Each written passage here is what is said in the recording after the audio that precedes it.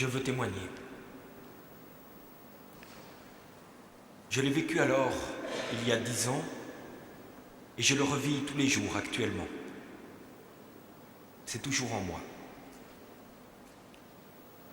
Nous habitions la ville de Pripyat, cette même ville. Je ne suis pas écrivain et je ne pourrais pas le décrire. Mon esprit n'est pas assez vaste pour comprendre et même... Svetlana Alexievitch est allée 10 ans après la catastrophe de Tchernobyl interviewer des gens qui avaient vécu cette catastrophe dans tous les milieux sociaux. Elle a eu beaucoup de courage de faire ça parce qu'elle a subi des pressions. Et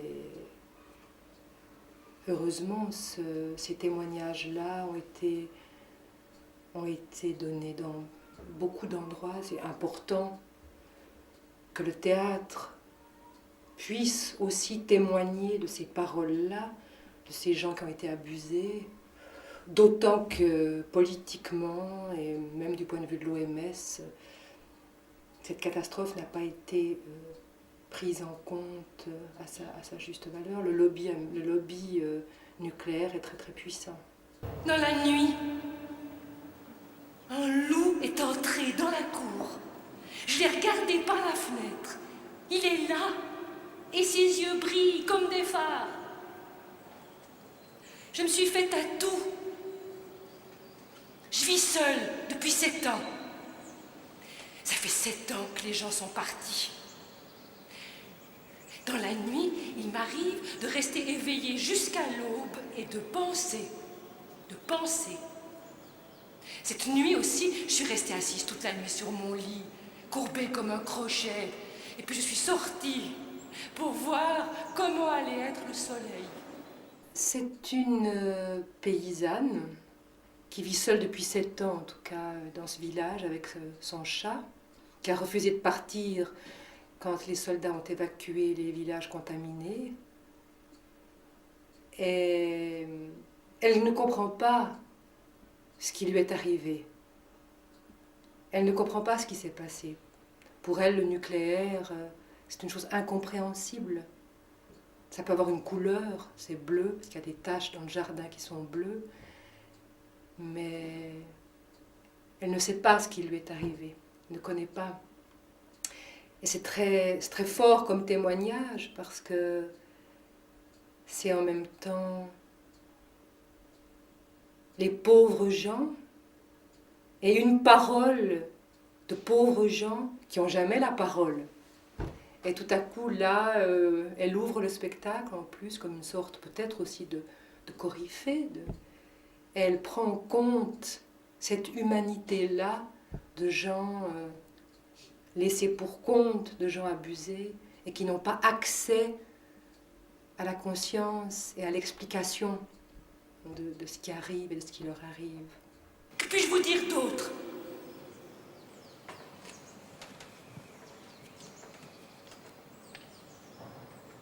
La chose la plus juste au monde, c'est la mort. Personne ne peut se cacher d'elle. La terre reçoit tout le monde. Les bons, les mauvais, les pécheurs, mais il n'y a aucune autre justice au monde. J'ai travaillé durement, honnêtement, toute ma vie. J'ai vécu selon ma conscience. Je n'ai obtenu aucune justice. Dieu a fait le partage quelque part. Et lorsque mon tour est arrivé, il n'y avait plus rien à me donner. Le jeune peut mourir, mais le vieux ne peut pas faire autrement.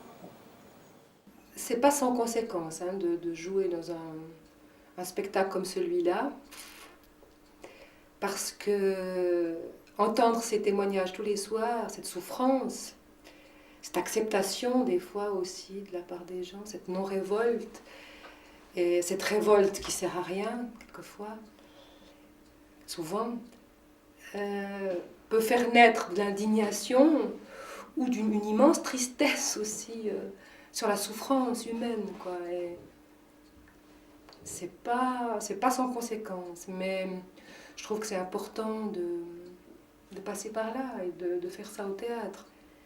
Mais pour les comédiens qui le font, ça peut être rude. D'abord, j'ai attendu le retour des gens. Je pensais qu'ils allaient revenir. Personne ne partait pour toujours, seulement pour quelque temps. Mais maintenant, j'attends la mort. C'est pas difficile de mourir, mais ça me fait peur, il n'y a pas d'église ici. Le pape ne vient pas, j'ai personne pour m'aider à porter mes péchés.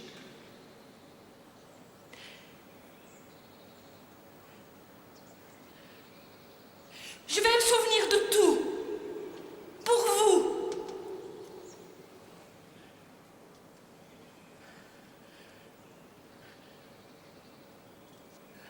La première fois qu'on nous a parlé de radiation, nous avons pensé qu'il s'agissait d'une maladie et que celui qui en souffrait mourrait aussitôt. Non, nous a-t-on expliqué, c'est une chose qui s'insère dans le sol, mais qu'on ne peut pas voir. L'animal le peut, il la voit, il l'entend, mais pas l'homme. Mais c'est faux. Moi, je l'ai vu. Il y avait de ce césium dans mon potager. Jusqu'à ce que la pluie l'ait mouillé. Il a une couleur d'encre. Il traînait par terre, luisant par morceaux. Je suis allée dans le champ du kolkhoz jusque dans mon potager. C'était un morceau bleu et 200 mètres plus loin un autre. Grand comme le fichu sur ma tête. J'ai appelé une voisine, d'autres femmes. Nous avons couru en tous sens.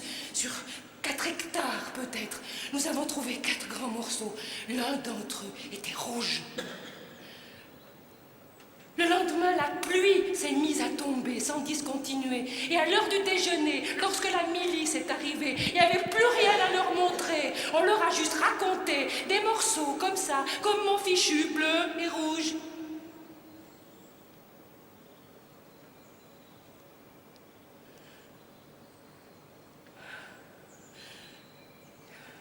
Nous n'étions pas tellement effrayés par cette radiation. Si on ne l'avait pas vue, oui, on en aurait peut-être eu peur, mais lorsque nous l'avons vu, il n'y avait pas de quoi être tellement effrayé. La milice et les soldats ont placé des pancartes. Près de certaines maisons, ils écrivaient 70 curies, 60 curies. Nous qui vivions là, de toute éternité, en nous nourrissant de nos pommes de terre, on nous a dit soudain que c'était interdit. Certains pleuraient, d'autres ricanaient. On nous a conseillé de travailler nos potagers avec des masques de coton et des gants de caoutchouc. Et un savant très gonflé est venu nous parler au village. Il a prétendu qu'il fallait laver les bûches. Mais soit a-t-on jamais entendu pareille chose? Que mes oreilles se dessèchent pour toujours. On nous a ordonné de laver les draps, les housses, les rideaux. Mais tout ça, c'était à l'intérieur de la maison. Dans des placards, dans des coffres. Mais quelle radiation pouvait-il y avoir dans la maison? Derrière les vitres, derrière la porte, c'est tout de même formidable. Fallait plutôt la chercher dans la forêt, dans les champs. On a mis les puits sous scellés, on les a enveloppés d'une pellicule de plastique. L'eau serait-elle sale? Mais de quoi parle-t-il? Elle a toujours été si pure. Ils ont sorti des tonnes de balivernes. Vous allez tous mourir, il faut partir, il faut évacuer. Les gens avaient peur, ils étaient terrifiés. Certains ont entrepris d'enterrer leurs biens. Moi aussi, j'ai plié mes habits, les diplômes d'honneur pour mon travail honnête et les quelques sous que j'avais économisés. Quelle tristesse! Quelle peine rongeait mon cœur, que je meure sur place si je mens. Et j'entends que dans un village, les soldats ont évacué tout le monde, mais un vieux et sa femme sont restés. Le jour de l'évacuation, quand on obligeait tout le monde à grimper dans les cars, ils ont pris leurs vaches et ils sont partis dans la forêt. Ils ont attendu le départ de tout le monde.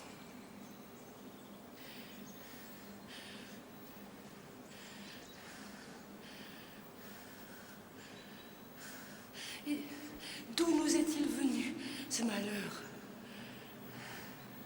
Notre vie est si précaire. J'aimerais bien ne pas pleurer, mais les larmes coulent toutes seules.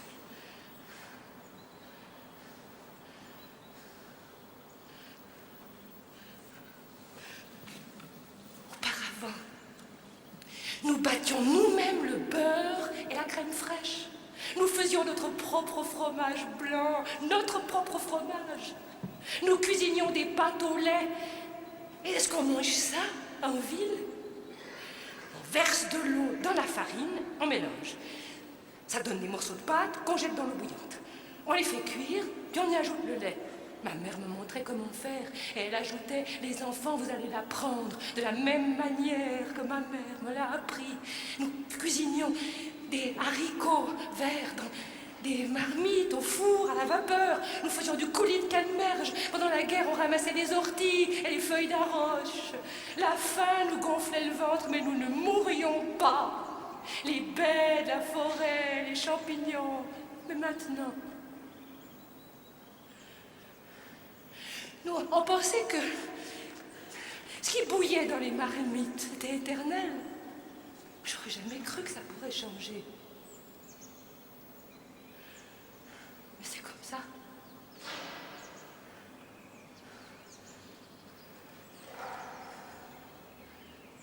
Et on ne peut plus boire du lait, ni cuisiner des haricots. On nous interdit de cueillir des baies ou des champignons. On nous demande de tremper la viande dans l'eau pendant 3 heures et de changer 2 fois l'eau des pommes de terre pendant la cuisson. Mais comment on peut combattre Dieu? Il faut vivre. On nous dit que même l'eau est contaminée. Mais pourtant, on ne peut pas vivre sans eau. Dans chaque homme, il y a de l'eau. Même dans les pierres, il y a de l'eau. L'eau est éternelle. On ne peut pas vivre sans elle. Auprès de qui nous renseigner, personne ne dit rien. Quant à Dieu, on lui fait des prières, mais on ne lui demande rien, il faut vivre.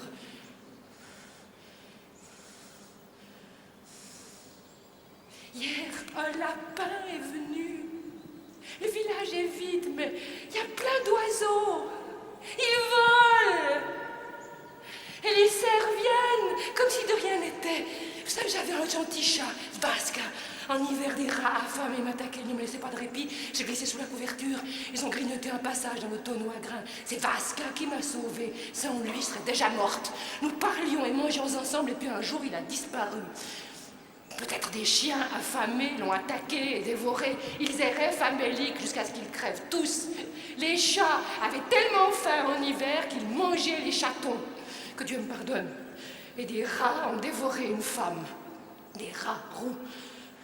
Je ne sais pas si c'est vrai. C'est ce qu'on raconte.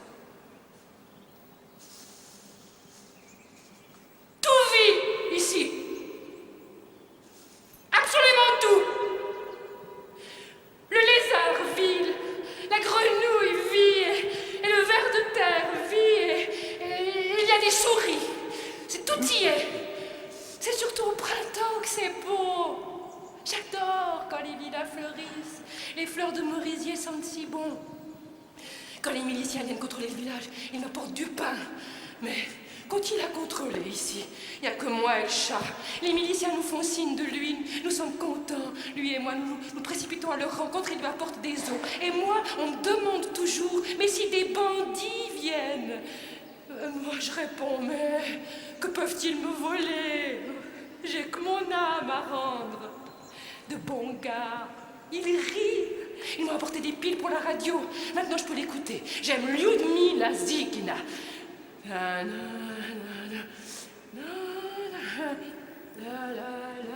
Volga, Tichotrika. Volga, Tichotrika. Mais elle chante rarement. Elle a dû se faire vieille comme moi. Mon homme aimait à dire le bal fini, on range les violons. Je vais vous raconter comment j'ai trouvé mon nouveau chat. Après la disparition de mon Vasca, j'ai appelé pendant 1 jour, 2, tout un mois. J'étais vraiment toute seule. J'avais personne à qui parler. Et je traverse le village en criant « Vasca ! Moulka !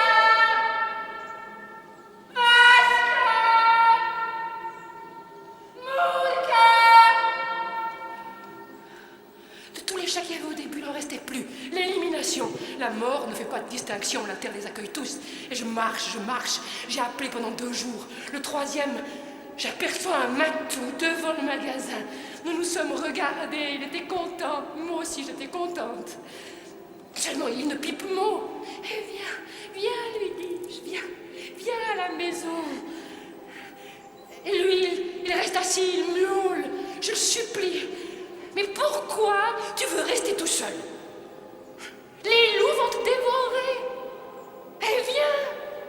J'ai des œufs, j'ai du lard. Mais comment lui expliquer? Les chats, ils ne comprennent pas la langue des hommes. Mais comment m'a-t-il comprise? Il s'est mis à trottiner derrière moi. Allez, viens. Rien. Je vais te donner du lard. Miaou. Nous allons vivre à deux. Miaou. Je vais